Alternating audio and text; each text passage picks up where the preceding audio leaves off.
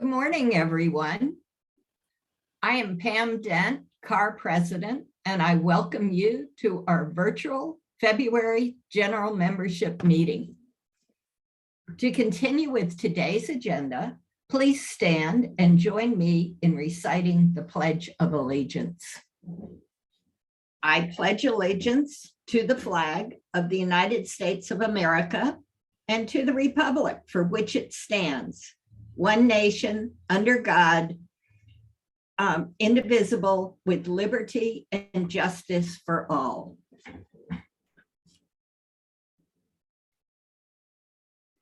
Thank you. We will now be moving on to the approval of the minutes from the December General Membership Meeting. The minutes were included in the handouts link that you received in your reminder email, and they're also available in the chat box in your Zoom toolbar. Are there any additions or corrections to the distributed minutes? I'll look here in my chat, and I don't see any. So if we'll just wait just a second. If not, the minutes stand approved as distributed. Thank you. At this time, I would like for us to acknowledge Carr's antitrust statement. This statement ensures we are encouraging discussions that promote all realtors and does not restrict competition among members or potential members.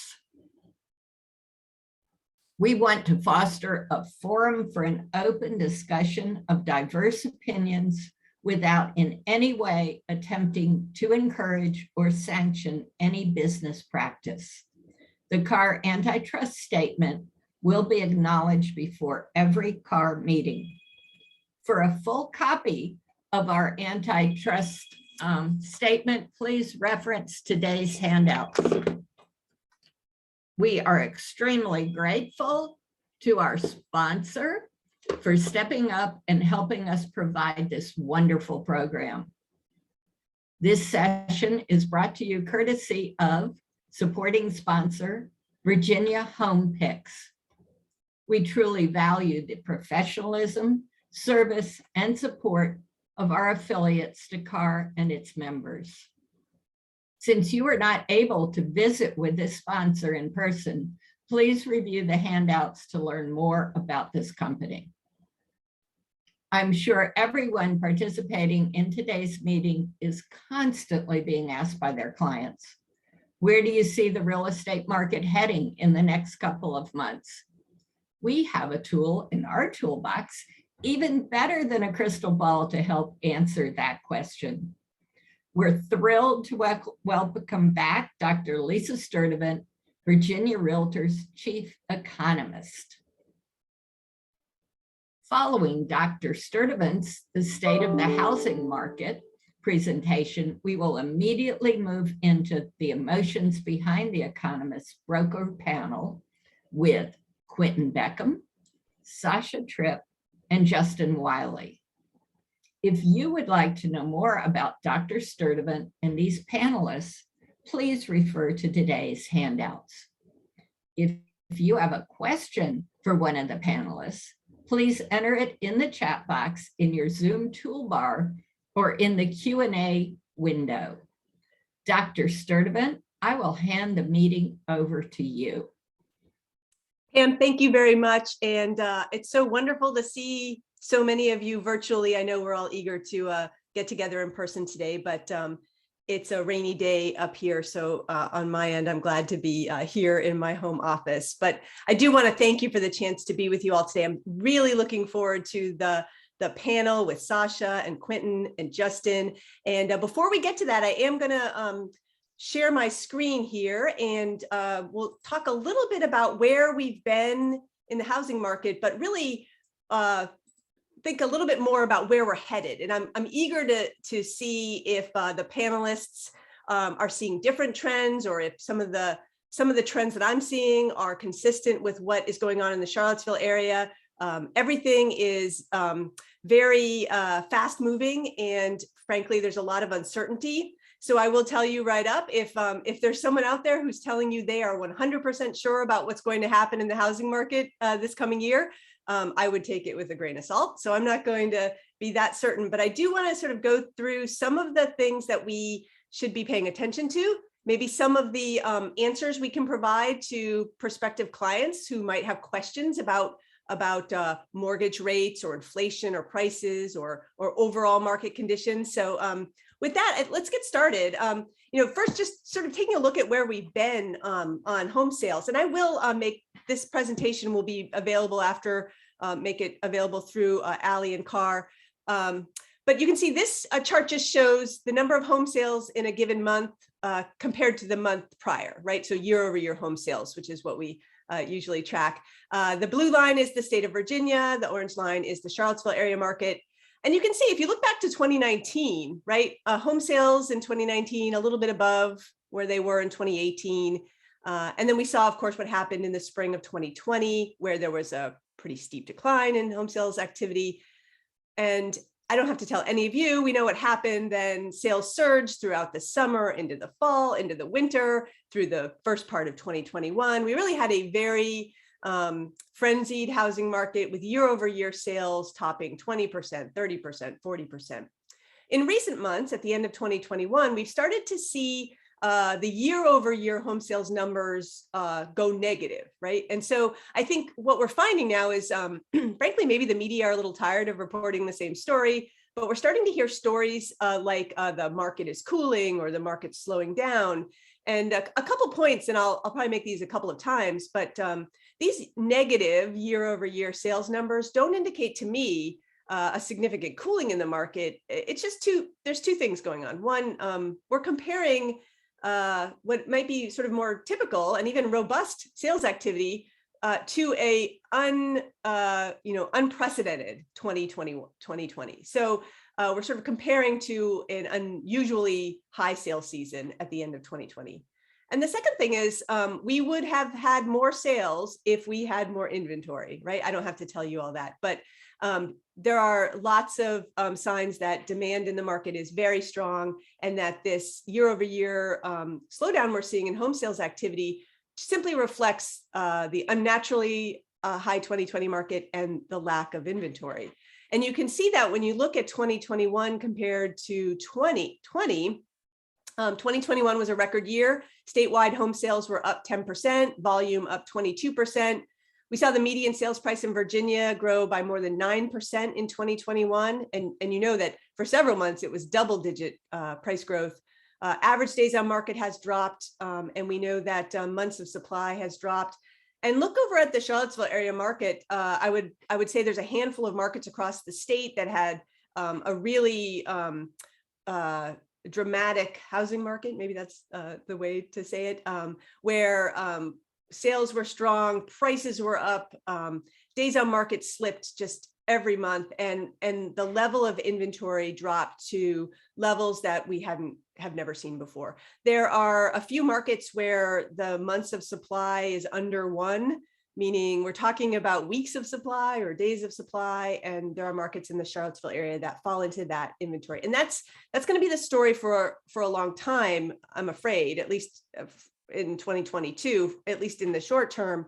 We're going to have this inventory challenge. But when you put all those things together, right, strong demand, low inventory, we've seen very strong price growth. In 2020 and 2021, on the state level, we saw prices rise by almost 10% annually, which is 3% or 3 times higher than what would be typical price growth. And we're seeing the same thing in the car market. In fact, prices rose very quickly in early January.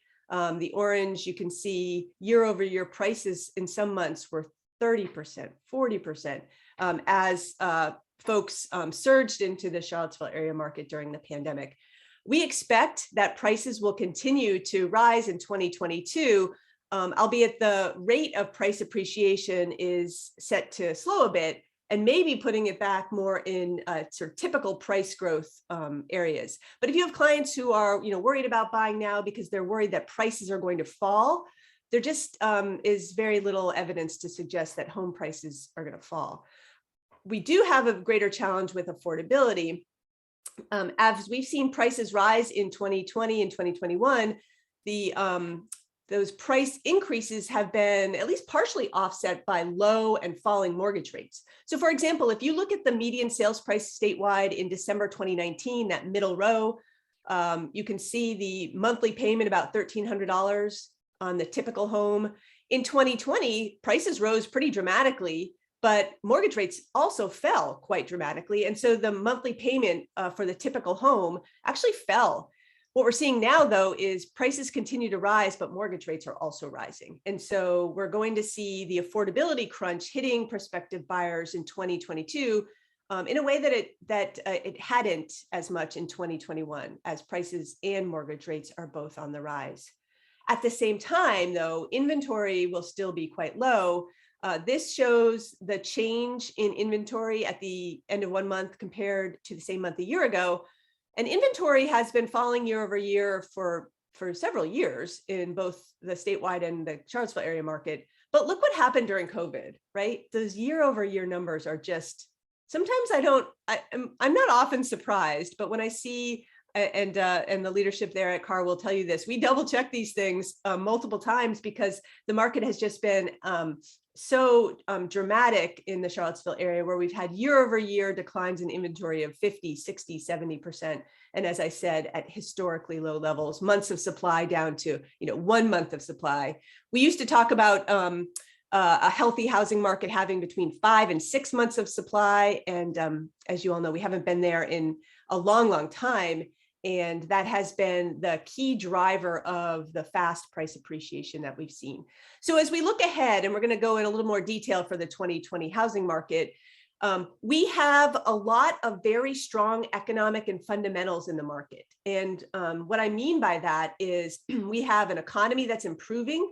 We have segments of the economy that are include a lot of home buyers that have fared very well during the pandemic and the downturn, and will continue to fare well moving forward. Folks in professional and technical services jobs, in government jobs, in these relatively higher wage jobs, where they have been a key source of demand for homeownership here, and will continue to be so in 2022. Demographics are in our favor as well. We sort of talk a lot about the pandemic factors, but there are these longer term trends that have really been shaping a strong housing market. And those will continue to be at play here in 2022. We have the millennial population, this very large demographic, now in their 30s. The oldest millennial is now 40, actually, and in this prime home buying age. And that will continue to be a source of strong demand. There are challenges in the market, and I will say that I don't see a market slowdown or a significant market correction. But there are things that are happening that will ease demand and put a little bit of downward pressure on demand, which is why we expect home prices to grow a little bit more slowly. So this question about what will tip the scales, will it be the positives of the economics and the demographics, or will it be the sort of headwinds of affordability, inflation, rates, and inventory? I will say, just to give it away, I think we're in a strong position on the economics and demographics side. And while some of the wind will be taken out of the sails a bit by some of these other measures, we'll be in a good position. And affordability is really going to be the biggest challenge going forward, and will ease some of the demand in both the statewide market as well as in the Charlottesville area market. So what this chart shows is how incomes have grown in Virginia compared to how home prices have grown in Virginia in blue, and then in the Charlottesville area market in orange. As you can see, until about 2020, both home prices and incomes were growing at about the same rate, which is, in my mind, a healthy position for the housing market, because it means there are continually new buyers able to come into the market. We remember what happened back in the early 2000s before the housing market bust. And you can see the divergence. Home prices grew much faster than incomes. After the downturn, though, that last downturn, we had very similar price and income growth. Those lines, while they're further apart than they were before. They are growing at the same rate. But look what happened in 2020 and 2021. As incomes continued to rise steadily, you can see that home prices grew much faster. And I think that's the big affordability challenge that's in front of us in 2022.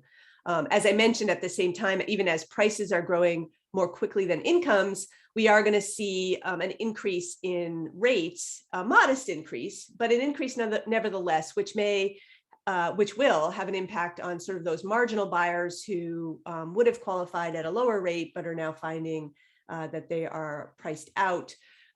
We ended the year with an average 30-year fixed rate mortgage rate of about 3.08, 3.1 in December. And you can see the forecasts for rates in 2022. So the dark bar is what the National Association of Realtors is forecasting over the year. MBA, the mortgage bankers, in the middle blue, and Fannie Mae in the lighter blue. The important thing from this slide is if you look all the way to the end of the chart, you can see that while all of these groups are forecasting rates to rise, as is Virginia Realtors, none of them are suggesting that rates are going to hit greater than 4% by the end of the year. And again, as you're talking with prospective homebuyers about the state of mortgage rates, while we do expect mortgage rates to increase modestly, it's already sort of baked in. It's being driven by actions by the Federal Reserve, and all the signs are for those rate increases to be relatively modest and to put us in a position where we're at higher rates, certainly, than we've been over the last 18 months, but still low by historic standards throughout the year. The other challenge in the market has been talk about inflation and how higher prices overall are having an impact on home buyers and on the housing market. You can see that inflation was very low back in the beginning of 2021. We hit 40-year highs in the inflation rate in the end of 2021 and the beginning of this year. NAR, MBA, Fannie Mae are all suggesting that inflation will fall over the year, and that's a good sign. Although certainly there are families for whom rising prices is putting a real pinch on their household budgets, making it difficult to think about homeownership. And as home prices and rents continue to rise, I think inflation is going to stay relatively high for the first half of 2022. As we move into the end of the year, we should see some easing and some folks feeling less concerned about inflation. But if you have folks who are concerned about inflation, totally get it. We're all seeing it in the grocery stores. When we go to buy clothes, when we go to buy just about anything, there are signs that inflation is easing a bit as we head into this year. The big challenge really and sort of underlying that affordability story has to do with inventory. Again, I like to say I'm not often surprised by data, but the Charlottesville area has a way of continually surprising me. And so we have similar charts for markets around the state, but really this drop off in available inventory has been pretty dramatic. 5-6 years ago, at the end of the year, between 1,500 and 2,000 listings that prospective buyers can choose from, we're down to less than 500 at the end of 2021, and some markets it's even tighter than that, as you well know. And it is going to be true that while there may be some sellers who are maybe looking at those rising rates, saying now's the time for me to list my home, and you can tell them there will be a buyer for you if you decide to do that. I think we have some sort of underlying demographic fundamentals that suggest that this inventory shortfall is going to be with us for some time. New construction is ramping up in some local markets, and that will help, but there still are challenges on the new construction side that is making that inventory slow to come on board. So buyers may find a slightly more choices as we move through 2022, but overall, it's still going to be very much a seller's market, and sellers will be in a good position if they feel like now is the time to list. So overall, and before we move into our panel and our discussion, these economic and demographic factors I sort of touched on earlier are set to support strong housing market conditions. In my read of the data, there are signs that we will see perhaps an easing of demand, certainly maybe less frenzied, fewer multiple offer and price escalation situations. a return to conditions that feel a little more normal, considering where we've been for the last 18 months. But we are not at all in any way like the situation we were in 2005 and 6, where we had a big run up in the housing market. We are in a situation where inventory is very low, demand is very strong, the mortgage market is very conservative, and we're having very little risk of foreclosure, even as the federal forbearance programs ends, and those homes that pause their mortgage payments and are coming out of forbearance, we're seeing very successful return to payments and very little impacts on delinquency and foreclosure. The increases we are seeing are really consistent with sort of returning us to a pre-pandemic level. And on the headwind side, though, you'll notice maybe I changed the sizes of the boxes on this side of the scale. I do believe affordability will be the biggest challenge in 2022. And some of our folks who are interested in buying might just find themselves priced out of the market as inventory remains really tight. I will say I'll be really curious, and I do a monthly survey of Virginia realtors, and next month I'm going to ask this question. If prospective buyers decide not to buy this year, what are they deciding to do instead?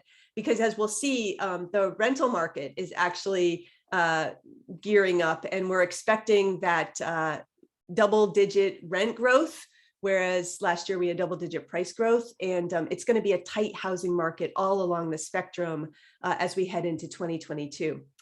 So I'm going to, in just a second, turn it back over to our main screen and call our panelists up. But I'm looking forward not only to the conversation with our 3 brokers, but also hearing from you. If you ever have any questions or need more information, you can reach out directly to the Virginia Realtors research staff. Ryan Price is our new deputy chief economist, awesome guy, started in September, and you can reach out to him or to me, and we would be delighted to try and find any data or information that you need. Covered a lot of information. I know that was a lot, so I'm going to stop sharing my screen here, and I'm going to see if we're ready for our panel and see if Quinton and Sasha and Justin wanted to come on board and join us here virtually. Oh, it's so good to see all your faces. Where's Quinton? Is Justin with us as well? And Sasha, I see. Thank you guys for joining us this morning. Really appreciate having you here. Good morning. Thanks for having us. And Justin, I think, is restarting his Wi-Fi, so he'll be right back. Absolutely. Absolutely. It is. It's interesting. That's not one of the things I talked about, but and it's not one of the questions I thought of when we were thinking of this panel. But speaking of Wi-Fi, I feel like one of the things that we've seen over the pandemic is maybe some differences in where people are looking for homes, and just sort of on that. Hey, Justin, on that Wi-Fi situation. I know in the Charlottesville market during the pandemic, did you see buyers sort of moving, further out, looking at places that might be further out? And Justin, maybe I'll ask you, just because we have you back online. To what extent did you see a change in where people were looking for homes during the pandemic? How important was broadband and Wi-Fi? And are you seeing that change as we move into 2022? So I'll hear from everyone. Justin, maybe start with you. Sure. I think up until the pandemic, the rural market, sort of 30 minutes outside of Charlottesville, had not completely rebounded from the 08 or 07 crash. Large properties were selling, but not at very high per acre prices. And since the pandemic, we've seen that market really start to take off, especially second half of last year. So it's a strong market, also low inventory now on that market. Internet is very important still for people. It's almost always the first question they ask. So that can be challenging in some rural locations, but it is getting better. There are options out there in a lot of communities that were not available a couple years ago. So that's getting better. So the rural market, I think, is definitely improved considerably and has caught up with the properties closer into Charlottesville. Yeah, no, I think that's really interesting to hear talk of how inventory has changed in some of the more rural markets. And Quinton, maybe I'll ask you this question. We talk a lot about low inventory in this highly competitive market. What advice are you giving to your agents as they work with prospective buyers in this super competitive market?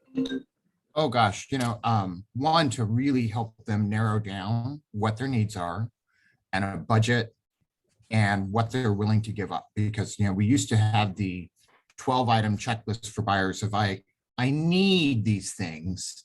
And they said it in the same way I feel like I need my brand new car. We don't really need them. We want them. That feels like it would be good. And so really helping them to understand that in the inventory level we have now, particularly if you're stuck on a specific geography, your top 10 list may actually only be a top 5 list. And really talking through that before they're standing in a home and trying to do those consults with the buyers ahead of time so that they're ready to make a really good competitive offer, that they are really committed to a budget that does not leave them house poor, and that they have a very clear idea of what is and is not acceptable. Yeah, Sasha, is that what you're finding as well, that your agents are working with buyers to help them decide what's a must-have versus a like-to-have, and how are they preparing buyers to be, ready to move in this very competitive market? Yeah, we're doing a lot of coaching and consulting on the front end. And yeah, I think narrowing the list down, but we've been having some really candid conversation with, like, if you have a harder financing setup, like if you're doing, I hate to sound callous, but if you're USDA, FHA, if you're going to have more appraisal standards, if you're going to have a lower down payment, the hard, honest truth is that in these properties that are going to get 10 or 20 or 30 offers, you probably should not be making offers on properties in the first couple of days they're on the market. Like if you're in one of these programs, you need to either be looking at, is there a window of time that it would take for you to maybe save up a little bit more money to get into a different program? Or should you be waiting until a house has sat on the market for 7 to 10 days before you really look at it? And I hate to have that conversation with people, but it's also on the other side, like, we can save people a lot of time and a lot of heartache if we are just very honest with them. And it is not the perfect time for every single person to buy a house. However, if you make it into like week 2 on the market, you could have a home sale contingency and get away with it. Like there's a lot of things that happen if you just give it a little bit of time. And I think not letting buyers go through heartache after heartache, or, if you go to submit an offer and you're told that it's already escalated $50,000 over list price, and that buyer is only willing to offer list price, is it worth the conversation at that moment in time? Like, let's stop self-inflicting pain. We might just have to have a slightly different, a slightly different way of finding homes or waiting for them or approaching them once, the market cools a little bit for that home. So it's tough. I really appreciate you saying that, these honest, hard conversations you need to be had, and that's the value that you all bring to the home buying process. And Justin, sort of speaking about the process, I feel like we have maybe changed some of the ways that we have bought and sold homes during the pandemic, and maybe changed even some of your firm's models, your brokerage's models. Are there ways you can see moving forward that the way of doing business might be different in the post-pandemic world than it was before? Yes. I think, in the past, we had a lot of out-of-state buyers that were interested in properties, and typically they would come in before making a decision. Now, with the pandemic, a lot of clients that we've had want us to go see the property, videotape it, find out what the neighborhood's like, what the neighbors are like. And, I've put properties under contract in the last year and a half before the buyer has even been physically to the property. So I think there's more of that going on. And, as depending where the pandemic goes, that will probably continue. Yeah. Yeah, well, and you raised the issue of out-of-state buyers, and Quinton, maybe I'll ask you this question. I know we talked a lot about Charlottesville really being a draw for out-of-state buyers, also sort of buyers from maybe the Northern Virginia part of the state. Do you see that part of the market slowing at all? Are you still seeing really busy out-of-state demand? I think we're still seeing as much transition. Certainly I agree with you that when we look at the last 18 months, that's sort of a psychotic period and not a fair thing to compare it to. But as we've moved forward, we're still seeing them, and we're having them go through the video tours, the 360 doll houses, and a lot of the technology that we originally really embraced. We always had it, but it became threaded throughout everything because we were trying to keep people out of each other's homes. It has now become a tool to more effectively see low inventory homes quickly, and for those buyers to be able to move quickly. So they may be looking at a bunch of them online and then moving in. I do think there's, with the demographics and the affordability pressure, they're having opportunities with some of our demographics not being able to afford the homes. There's still some opportunity for those buyers when they can make that connection. Yeah. Sasha, Quinton and Justin both mentioned technology, and in my mind, as an outsider to the day-to-day work that you all do, the way in which technology has played a bigger role over the last year and a half has been tremendous. Do you see additional types of technology coming to the process, or how do you see sort of the industry moving forward in the year to come? Yeah, I mean, I think we adapted pretty quickly to the technology needs. Within a month of COVID and us being totally on lockdown, our company and a lot of companies in town were doing everything via Zoom. Everybody was using FaceTime for walkthroughs. I think you just have to be prepared to be fast and to be more systematic. So what I'm seeing is, like, with the speed that this stuff is happening, and the amount of additional risk that we are taking on as agents when these people have never seen the houses, and we're sort of the ones responsible for making sure that we're pointing out the pros and the cons, like, remotely to them. You just have to have a lot of guardrails in for your company and for yourself as an agent. Make sure that for us, we have a system or a form or a template for everything. And it's in technology, but it can also just be done on paper. It's like a system for the final walkthrough, a system for all the different types of inspections they might ask for if they are granted the opportunity to do any form of inspection at all, systems, and then the technology to double check and verify that the systems are happening. And I think gone are the days where you can sort of fly by the seat of your pants and remember in your mind what needs to happen next in a transaction, because we are moving too fast and offers are being written too fast. There's just a lot of liability that's coming onto us as agents and brokers. So we really have to adapt and make sure we have processes in place to keep us in between the lines that we need to be in. Yeah, no, absolutely. It's a lot of, as you say, responsibility to your clients and to the people that you're working with. And so on that note, and Quinton, maybe I'll ask you this question about mortgage rates first to get us going. As you think about being a resource to your prospective buyers, and as we know, or at least we feel pretty comfortable, mortgage rates are going to rise through 2022. Thinking a little bit about what Sasha said about sort of being competitive, how do you best prepare? How do you best prepare to be a resource for your buyers as rates are rising and as things are changing in sort of the mortgage rate world this year? I think in addition to what we're seeing with inventory and the affordability changes, there's a lot of movement nationally and locally for realtors to just be more professional and to really offer strong value and consistency. And I think Sasha started pointing that out already. So, if for all of the agents I talk to inside and outside of my brokerage, know what you're worth, line it out in a way that is presentable, and then stick to your guns and provide good value so that that client feels good about what they paid, they feel well served, and your process was consistent client to client to client. Because I think having that systemization of all of these processes is not just about keeping us safe, it's also about adding that value to each client one after the other over and over. And with a lower inventory, we're going to be a little more competitive for these things. And so you better really be on your game and be sharp with what you do and be able to express it well. Yeah, I like the phrase you were about demonstrating value. And Justin, maybe I'll ask you this next question, because the National Association of Realtors does an annual survey, a consumer survey, where they talk to recent home buyers and sellers. And according to this recent survey, as well as past, buyers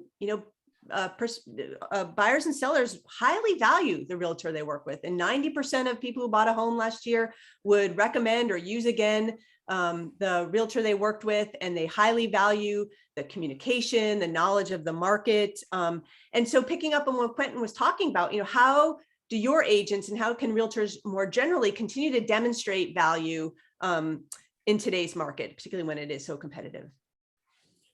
Well, real estate is local, and when you hire a real estate agent, it's hopefully someone that understands the local environment, not just values and areas. They're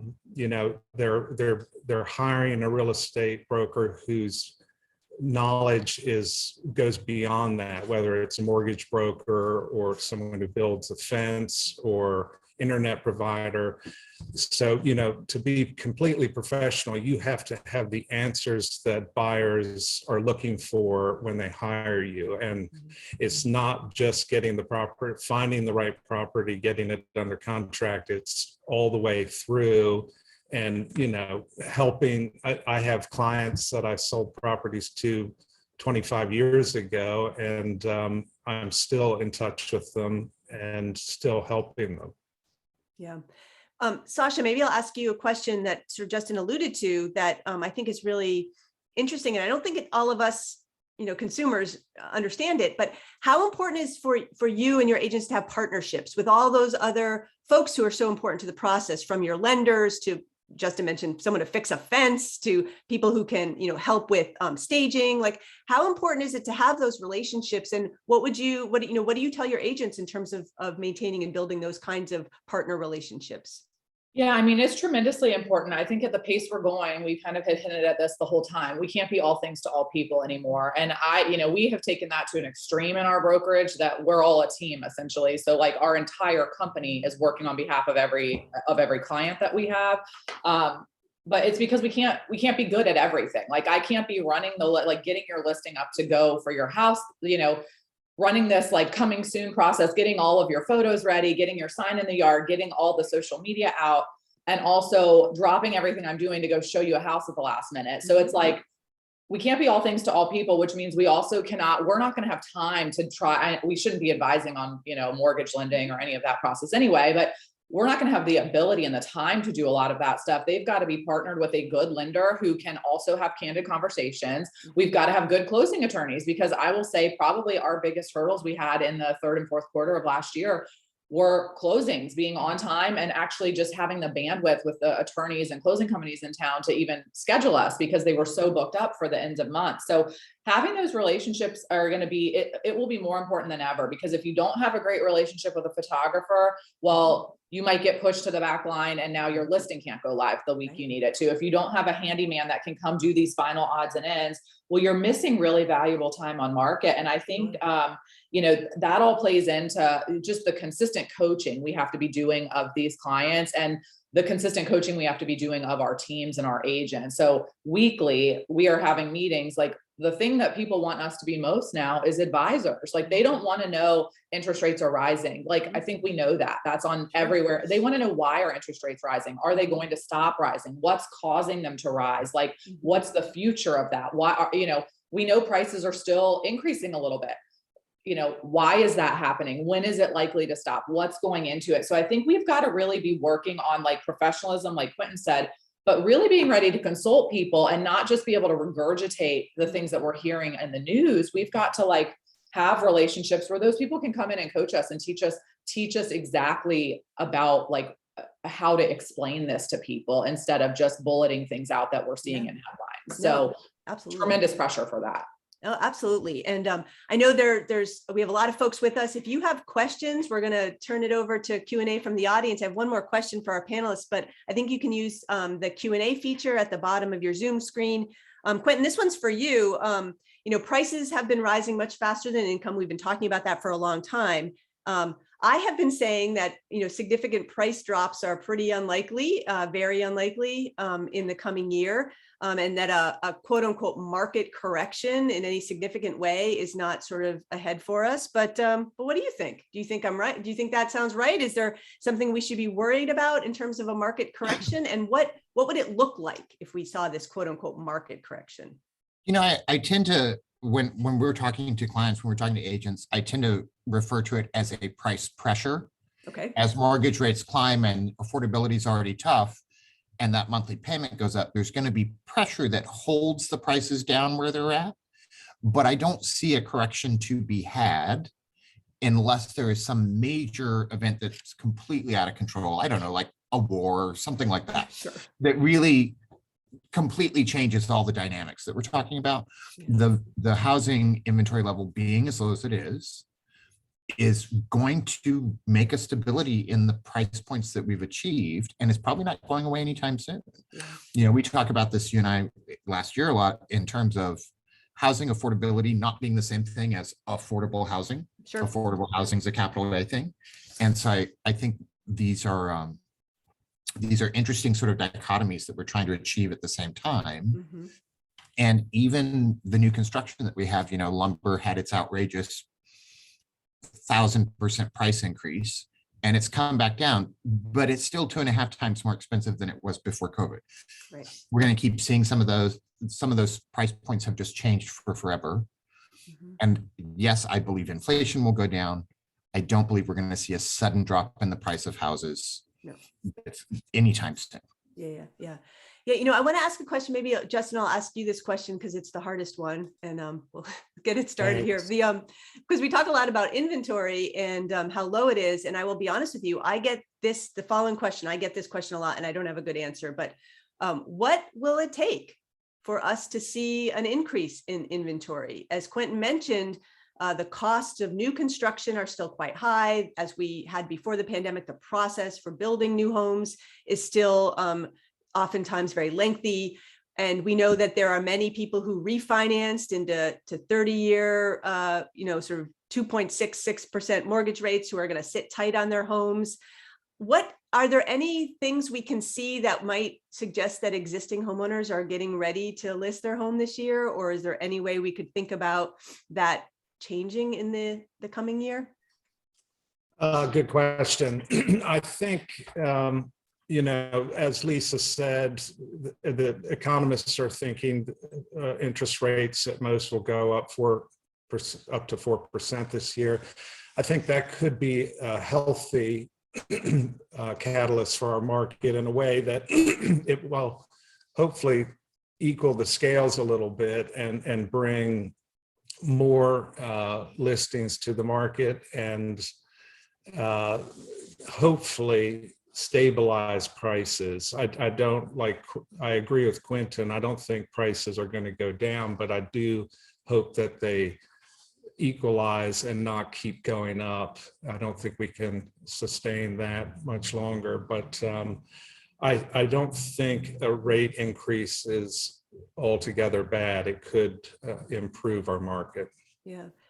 Sasha, I'll ask you sort of the same question. As we think about the sort of dearth of new listings, what do you see something that might suggest that new listings might rise in the year to come? What would it take, do you think? I will say, I have so many, I'm very passionate about this. I think first it will take really informed agents coaching their clients properly.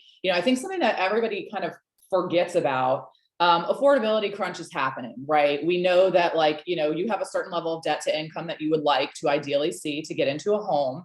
And it's getting worse and worse. But what we don't talk a lot about is how much equity people have in their homes, right? We're at historical highs. So people have more cash and more equity in their homes than they've ever had before. So that can offset some of the affordability problems, right? If you have to pay another $50 or $100 a month in your mortgage payment, but you have $100,000 extra dollars in cash available to you, well, you could go a lot of months paying $50 extra dollars a month with that cash availability. So I feel like we are not talking about that enough, and we're not coaching our clients well enough on that. What will it take? Some sacrifices on behalf of sellers, which I know sellers don't want to hear because it's we get to do whatever we want. Right. And it's totally our game. You know what? Would you be willing to stay short-term would you even stay at a hotel for a month, pay a nightly rate at a hotel for a month if it means you make $50,000 extra on your house to be able to free yourself up? Would you live with a family member? Would you rent an Airbnb? Could you look? I mean, there are short-term housing options, and I feel like sellers need to be a little more realistic. Like, let's coach them to say, like, wow, you've got a ton of equity in your home. I know you're worried about where you're going to go next, but like, there are options if it means you get another 25 or 50 or $100,000. There are options out there to make that happen. So I think some sacrifices on that. And then I think, just like I said, agents coaching their clients better to say, are you aware of how much equity you have in your home? Are you aware that even your Zestimate is probably low now, which has not been the case historically? Are you aware that your tax assessment that just boggled your mind is actually probably accurate or also low? Like, we are not having enough of those conversations. I feel like we're spending all of our time driving these millions of buyers around for hours and hours in a car that probably can't make offers because they're not prepared yet. And we're not spending the time on the front end with the seller. So I think, that's the transition that really needs to happen. That's really interesting. And I hadn't thought about the equity conversation. That's really an important one, I think. And Quinton, maybe I'll ask you a similar question. And this is one of the questions that came up in the chat as well. And Sasha touched on it, but how do you advise your agents to help sellers think about what they would do if they think they can't find that next home to move into? Because I know that's a big obstacle for some sellers. They're like, I can't sell my home. I don't know where I'm going. And Sasha mentioned some really kind of creative things that maybe, is that something that you think that you all are talking with folks about? I think it's a consistent part of every listing conversation. And so you need to really have a good idea of what's going on in the local area. A lot of our clients are wanting to sell their house in Belmont and buy a bigger house in Belmont. And coordinating that and making a strong offer is really difficult. And when buyers are competing so hard, the winning offer is not going to want, well, the seller gets a 4-week out to find their next home. So you do have to be really creative. And there are Airbnbs on the market, there's short stay hotels, there's a lot of things you can do that, as Sasha's saying, you've had this bump in equity in the last 2 years that you might not even really deserve, but it's there. Let's use it to make the process better so that you have a cleaner offer, you've got a cleaner sale. And when you're forcing buyers to really compete and really stretch, that we're honoring that we're not nickel and diming everything to death on a home inspection or a closing date, and that you really leverage that to keep the market flowing smoothly and move people along. Yeah. And there was a question in the chat or a comment in the chat about how you all are working with clients to set expectations. And we're sort of touching on a lot of that, but Justin, if you think about this idea of sort of setting expectations for your clients, what are some of the big conversations maybe that we haven't touched on yet that you think are important as we sort of reset expectations with buyers and sellers in this market? Well, I'll just say, as far as something that's occurred recently a couple times with our firm, and I'm sure everyone on the panel, but I prepare my sellers, and I recommend this to my agents, that when they're ready to put their property on the market, more than likely there are going to be many showings, so they need to be prepared for that, and multiple offers. And I explain our strategy on how to deal with multiple offers coming in, allowing everyone time to get their offer in, and then making the best decision for my seller. And that has been very helpful to prepare sellers, especially if they're living in the home, that they know that there'll be many showings soon after it comes on the market. Yeah, no, that makes a lot of sense. And Quinton, I know you added something in the chat to our panelists about sort of maybe steps to think through as you're working with setting expectations. What are some of the things you advise your agents as they're working to set expectations with clients? You hear us using this word over and over, consultation. You really should sit down and have a consultation, ask lots of questions, dig down, set priorities together, get them to agree to those priorities, say it out loud, follow it up in some form of writing, like an email. Hey, thank you for visiting today. To be sure, I got this right. These were the priorities that were important to you that we discussed. This is your price point that we're not going to go over. This is our strategy for when a house comes on the market that might work.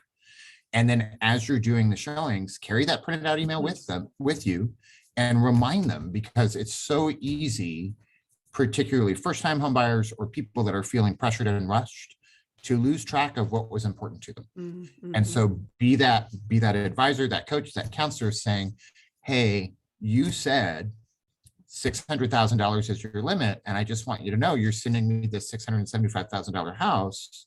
How are we going to make that work? Yeah. Did that priority change? So let's not go to things if it doesn't fit your priority. Yeah. And if it's a married couple, make sure it's not just one person changing the part, email them both back. Yeah.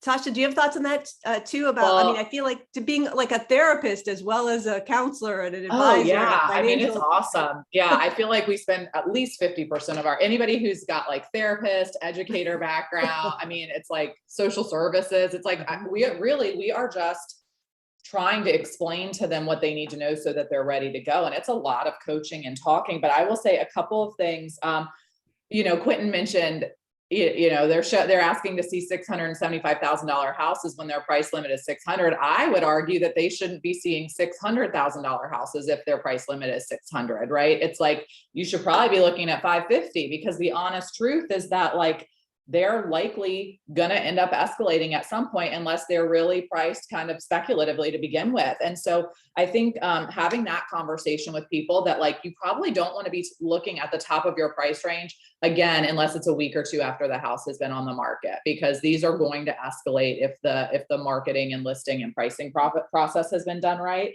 And then I also just, talking to people about, your other options are not great, right? And that, when people talk about interest rates rising, it's funny because we are still in close to historical lows, but then it's like, well, the interest rate on rent is 100%, and people have been comfortable paying that since the beginning of time. So it's like, that's not going to stop people from making decisions. You're just going to have to start deciding what's important to you. Like, truly, we're at this time when affordability is tight. But we're also at this time in our lives when nobody can go on vacations. We're not eating out. We're not doing anything fun anymore. It's like all of our joy is gone in our lives for these 2 years. So fortunately, that is allowing some more freedom of income to kind of line up with these other things in our lives that are tightening down. It won't work forever, but I think you just have to remind people that like, yeah, they have to decide what's important to them. And I will say for all the agents here,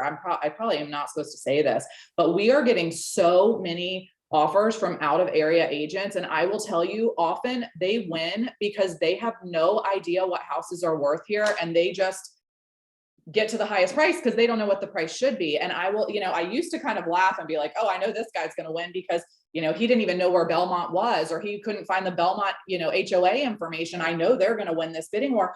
But now I'm kind of like, well, who am I to say that they're advising their clients too high? Like, I can't tell you that that's wrong anymore. Like, their clients want a house. We don't have a lot of houses. They may be doing the best thing. We used to try so hard to protect our folks from overpaying. But if we're expecting another 5 years of some sort of appreciation, like, who are we to tell people when they're overpaying in light of the other options? So I think just constant coaching on that, making sure people really understand, what their choices are to live here. Yeah. And Justin, maybe I can pick up on that question with you a little bit. There was a question in the Q&A about escalation clauses and the pressures that come from that, and how to, as Sasha was just alluding to it, especially when you're competing maybe with out of town buyers, but talk a little bit about, escalation clauses and the pressures that come with that, and what your agents are doing to help their buyers. Yeah, it is frustrating for out of town buyers that have a budget, and I've had numerous clients that have lost properties recently because escalation clauses came in. It's, a lot of buyers aren't aware of what an escalation clause is. So you have to explain exactly what they are, how they work. And a lot of, some buyers have no interest in doing that. They make an offer and they find out that they usually are not successful if they don't have an escalation clause in. But it is just about educating buyers that have not had one used before. Yeah.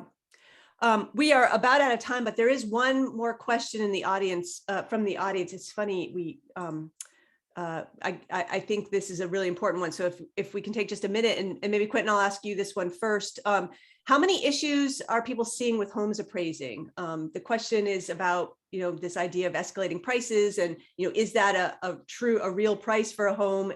Are appraisal issues, have you seen problems, or has that not been a challenge in the past year? I think the appraisal challenges we're having is timing. Okay. They're very backed up. And so often you're getting the appraisal at the last minute when you're used to having it weeks before closing. Sometimes it works out, sometimes it doesn't. And I think because the market sped up so much, we have appraisers that are branching out into areas that are new to them. And so as a listing agent, you have to be prepared with hey, I'm here to answer your questions. If you have any, these are the comps I used. I'll be outside.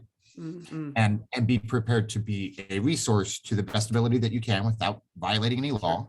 And we have seen, again, we've seen some pressure on the appraisals, and then we've watched buyers just overcome it and make up the difference in cash. Mm-hmm. And so I think there's still a balancing act going on, and I'm just waiting to see which flaming sword gets dropped first.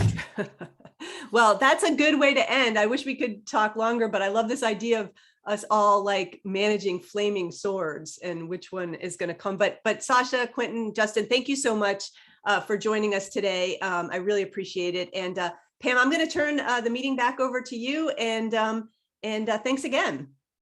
Thank you for having us. Hi, thank you guys. Thank you so much, Lisa. I sincerely appreciate your time today. I appreciate the time that our broker panel gave to us, and it was really quite interesting and informative. I think we all learned a lot. Now that we've obtained a glimpse into our state and local economic condition, let's get more granular. I'm pleased to welcome Alan Yost, Economic Director of Greene County, to our meeting. Alan, I turn the meeting over to you. Good morning, everyone. Thank you for having me once again. As I was introduced, Alan Yost, Director of Economic Development and Tourism. This is my second or third time coming before you, and I'm honored to be here again this morning. The whole conversation of low inventory just reminded me, and I was trying to use the skills I learned this morning of how do I get milk and bread the night before a snowstorm in Charlottesville, because there are a lot of similarities there. But it was a great conversation. I very engaged listening to the panelists, and it was wonderful to hear that. We are definitely seeing that here in Greene County. But I'm also excited this morning to share with you some great products and things happening in Greene and things moving forward. So if I could have the next slide, please. Probably the most exciting is the Villages at Terrace Greene. This is a joint project with Merritt Green, which is actually Freed Companies, the county. We are working on a wonderful project. It's already been approved. We're in the site plan stage at this point, and we hope to see dirt move soon. Next slide. So the Villages, if you're not familiar with the property, it's right on 29, just north of the Albemarle Greene County line. It's about 70 acres. And this exciting project is basically, it was inspired by other similar projects like the Villages at West Broad in Richmond, Short Pump area.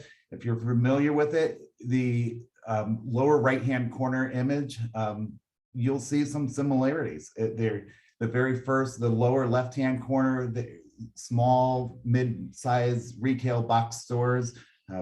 In that area of Short Pump, they have the general Trader Joe's, so kind of give you oriented. And if you go to the next layer back from there, there's a Main Street feel with some retail space on the first floor with loft apartments above. Those could be professional loft apartments.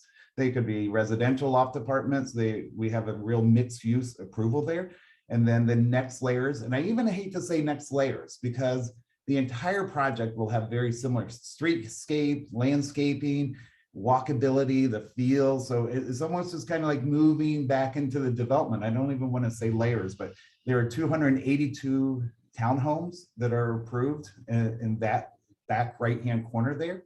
And then kind of the neat, unique part about this project that we worked with the developer, everything towards the top of the image, that's actual employment centers, opportunities for research development, for light manufacturing, for small corporate offices, things of that nature.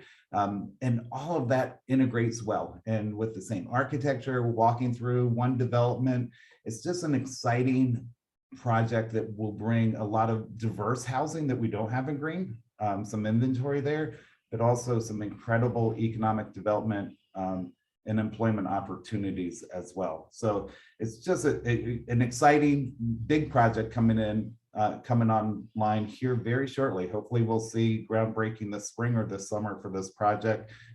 You can see the water tower there. It's right there past Terrace Green's apartments. And 282 townhomes is significant. Next slide. This kind of gives you a little image, a snapshot, the architectural models that they're using. You can see the townhome, the quality townhomes that will be coming in. The right-hand picture shows kind of the green space. It was exciting. I'll show that to you in a second. The green space with that retail on the first floor, loft apartments above, and then other mid-size retail box stores as well. So next slide. So this gives you an overview. And if you look in the lower right-hand corner, the salmon color, it's kind of those mid boxes that I was just talking about. The orange right above that is the Main Street feel. And right sandwiched in between those around the traffic circle, you'll see lots of green space. So to me, that is really exciting. The green space, the open space, farmers market, all of those type things. If you have been to the villages at Short Pump, there's a large dog park area, green space. They really took that to heart here as well. I keep bringing that up because you're aware of it, but we looked at multiple projects for this. So that's exciting, the green space as well. The yellow is the townhome community I was discussing with the pool, the clubhouse, and the upper right-hand corner is a park, a dog park, all of those type things. And then to the far left, of the circle in that, if you're not aware, it was a VDOT project to have Pretty Creek extended down through this development to connect to 29. So it's really important that we allow the pedestrian walkways. So there's a lot of pedestrian features in that as well with the roundabout and other means. But when you go to the left, all of that workforce and employment areas is over 200,000 square feet of economic development opportunities for the county, which is really exciting. You've talked about low inventory for housing. We've had a low inventory for commercial growth as well in Green. So this is providing that much needed inventory there as well. So we're excited about that. Just making sure I cover all my notes here real quick. To me, the exciting thing with this is the amenities that are going to be provided, the downtown feel, all of those, the specialty shops, those amenities that will benefit not only those living in this area, but the entire Greene County population. So anybody purchasing a house anywhere in Greene, this will be a nice, exciting attraction with nice amenities for all to enjoy. Next slide. So I talked about that project, the villages is an exciting project, as you can tell. We're very, we look forward to getting that on board, but there's also been a slew of other activities, inquiries, approvals by the Board of Supervisors.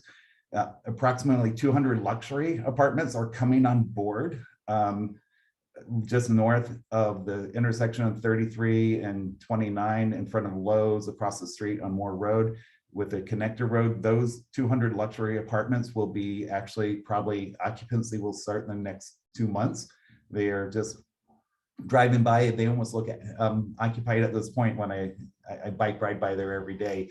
And I see the lights on and I expect to see people actually in them, but they're very, very close to having those luxury apartments online. And then the subdivision out Pretty Creek Road beyond the villages that I just talked about, over 1,000 detached and attached homes are slated. That's already been approved. Everything's been placed with that. They're in the site plan process right now as we speak as well. There's approximately 600 homes that we're trying to get through the Board of Supervisors. Slight delay there, but I'm really hoping we can bring that project home. It's currently slated for senior residential, but we're hoping that project, which is an exciting project in our mind, that will bring different amenities and that a different sense of community and the other advantages, taking some of our infrastructure to the east, which really helps protect our rural parts in the west that we're trying to protect our mountain rural area. And that, so it'll be exciting. Hopefully we can get that project through the finish line with the Board of Supervisors in an upcoming meeting. There have been 165 townhomes approved just north of the county line in a different development. We're just waiting for that developer to bring a site plan for that. So there's a wide range of activities, and I probably haven't brought up 4 other projects that I've been working on. One of them is hopefully I have some interest in bringing some rooftops to Sandersville. I feel Sandersville is the next great opportunity to create a living, working, wonderful community there. So we're hopefully we can get some follow through with that interest that has been expressed recently in Sandersville. So there are a lot of exciting projects happening. To me, I don't know who's going to be calling me on any given day. If I could have the next slide. These are just some initiatives that kind of have impact. If you haven't heard, as briefly mentioned, the Firefly Fiber Broadband Initiative. They promised fiber throughout the county. Someone brought it up. It will impact our rural parts of the county. A lot of our rural, I often get phone calls saying, I'm looking at a nice home in such and such area. When do you expect broadband there? And I'm not a huge fan of sprawl, but that will have a huge impact on our community with people the working at home community that will love to be up in the mountains, out in the rural parts of the county, enjoying our quality of life, and the broadband will have a huge impact on that. The US 29 corridor study, there's a study going on right now from Prophet Road up to the Rutgersville area, trying to look at efficiencies of intersections and traffic lights, and that VDOT is handling that. That will have a major impact on the future transportation efficiency of people heading north and south. What we're hoping is some reverse commuting, people going against the trend, especially with the villages, and that creates employment centers. Hopefully we can take some of that pressure by having reverse commuting the opposite direction. If you're not familiar, Greene County has been in debate with the RSA, the Service Authority, and we're hoping to move forward with that here in the near future, that Greene County will have its own service authority for sewer and water. And hopefully that'll be finally realized in the next 6 months or so. And then finally, the water project. We have a 100-acre water retention facility with a new processing plant. Our water source right now, public, is from the river just north. And so this will present a much, much more reliable source with a water facility. And when that comes on board, additional economic development will be handled. The infrastructure will be there as well. So a lot of exciting interest. And to me, in my 7 years in this job, I don't know what's going to face me the next day. So it's just really a fun time to be up here. And hopefully we can resolve some of the inventory. We definitely, Charlottesville, Albemarle, the entire region, we felt that inventory pinch as well that we talked about this morning. So that is, I don't know how many answers. I saw some questions popping up in the chat. I'm willing to hit those. as we go. There's some things about the affordability, the actual costs on the townhomes, the price range. I do not have those answers. So the developers have not revealed those. That connects to 607, the connector road that back on the development, it'll go back to, actually it will not go to 607, it'll go to Pretty Creek, and the main flow will pretty much is towards the Pretty Creek subdivision. You'll be able to make a left-hand turn to get to 607, about 1/10 of a mile down, is to take some of the pressure from the Pretty Creek area, the new Creekside development, the 1,000 homes I talked about. All of those have access to 29 corridor without having to go up to the Sheets project. So to answer that question,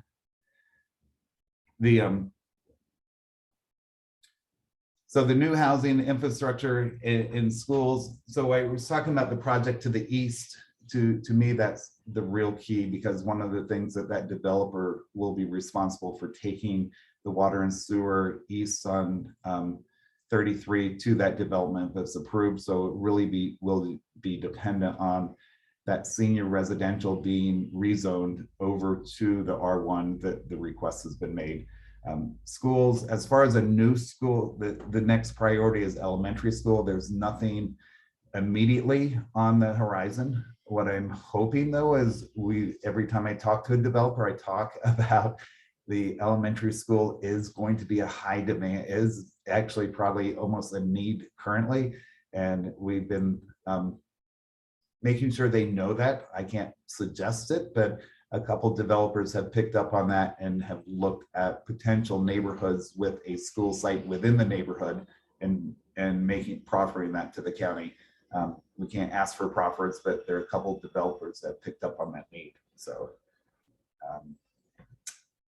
trying to just go down. So mixed income housing, this is actually a real interest of mine. I believe that the definition of affordable housing is on so many different levels. I was asked this question yesterday, and I believe that affordable housing, wherever your income is, you have an affordable housing situation. Many people move out to Greene County to afford a $300,000 home as opposed to a $350,000 home in Northern Virginia and Northern Albemarle County or that area. So they're looking for affordable housing coming here, which is completely different than our entry-level jobs that require affordable town apartments, and that on a basic hourly wage. So there's definitely conversations with the townhomes in the villages about making some of that, and part of their loan structure included some of those conversations about making some of those intermixed within that, some affordable housing within that. I don't believe that's been resolved, so I can't say it's going to happen. But I will tell you, I bring up affordable housing often, and that definition varies significantly between different economic levels. The biggest constraints with creating shortage of commercial opportunities, I will flat out say that everybody thinks that they own $1 million acre in Greene County. And so it is the biggest challenge I have, is when I have a prospect come in and everybody believes that their property is worth $1 million an acre. We have very limited zoned commercial space that is not in our growth area. So those individuals that own property in the growth area know it and take advantage of it, or try to take advantage of it. And the occasional Sheets coming in, the occasional Wawa coming in that can spend $1 million per acre, it just really hurts the other commercial growth, that's for sure. I think I've got most of the questions. I tried to scan them quickly as I was talking. Happy to answer anything else out there. Alan, I think you've gotten them. I don't see any others in the chat right now. So a question about Four Seasons. If you're not aware, Four Seasons is a senior residential higher end gated community in Greene County. They are opening those up. They are starting to build on the existing lots that are in the current phase, first couple phases. and they're going to open up the next phase very shortly. So there's another senior gated type community with inventory coming online very soon. Thank you, Tim, for bringing that up. Forgot about it completely. And we've got one more that just came in. And it says, how does the new intersection at Rutgersville affect future development?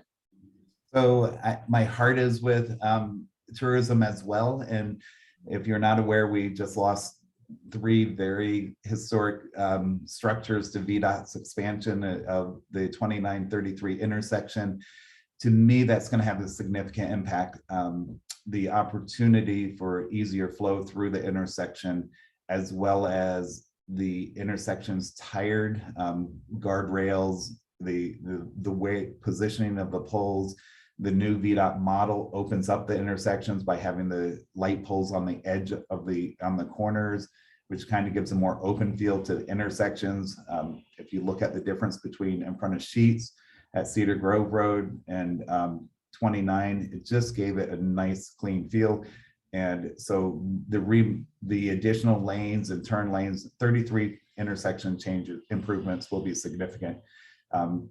We are also looking at small little thing, but looking at mowing the intersection, the median strip on 29, so you get a greater sense of place as well. Kind of with that intersection change, we want to take advantage of that and move that forward on a nicer level as well.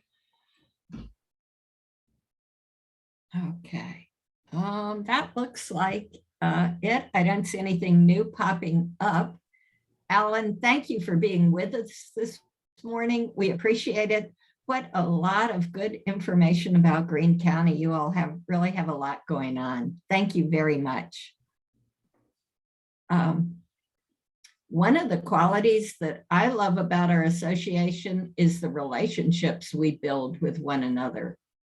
While we may be competitors, we are most importantly friends, colleagues, and neighbors. At the end of last year, there was a call for 2022 Virginia Leadership Academy, or VLA, applications. The VLA is characterized not only by the high quality curriculum, but also by the unique opportunities afforded to establish strong bonds of fellowship with Realtor peers beyond local footprints. Class members engage deeply with Realtor leadership at the state and national associations, cultivate relationships with peers through travel around Virginia, and explore opportunities to volunteer with the state association, local associations, and communities. We are thrilled to share that Carr Treasurer Ann Burrows has been accepted to participate in the VLA this year, and we wish her the very best in her leadership journey ahead. Soon enough, Ann will join the following esteemed group of VLA graduates from Carr who are listed on the screen. We are beyond proud to see so many of these members serve as leaders at Carr in one capacity or another throughout the years. It means a great deal to our association to see many of these members take their leadership skills another step forward by serving in our state association. Please know that your commitment is an inspiration to all of us. Carr has been a supportive partner to many nonprofits over the years, and I have no doubt that many of you watching have participated in a Carr fundraiser or activity benefiting a local nonprofit. As you may recall, Carr created a workforce housing fund in 2004, which was administered by Piedmont Housing Alliance. The Workforce Housing Fund provided down payment assistance loans to make homeownership more affordable for area teachers, police officers, nurses, and firefighters.